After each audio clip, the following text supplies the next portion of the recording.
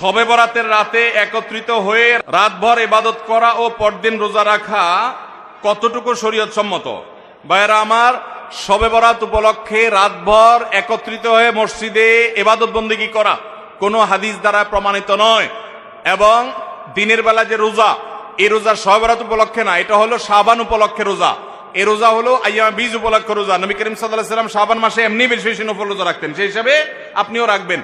আবার আইয়ামে বীজ 13, 14, 15 রোজা রাখতেন, সেই হিসাবে রাখবেন। আপনি আল্লাহর ক্ষমা, এই রাতে আল্লাহ তাআলা বান্দাকে সাধারণ ক্ষমা ঘোষণা করেন, হিংসুক ছাড়া, মুশরিক ছাড়া।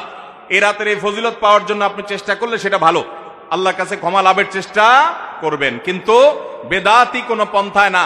অনেকে বলে যে এত রাকাত নামাজ, অমুকটা অত সূরা এত রাকাতে পড়তে হবে, এগুলা মন গড়া কথাবার্তা, এগুলার কোনো ভিত্তি কোরআন হাদিসে নাই।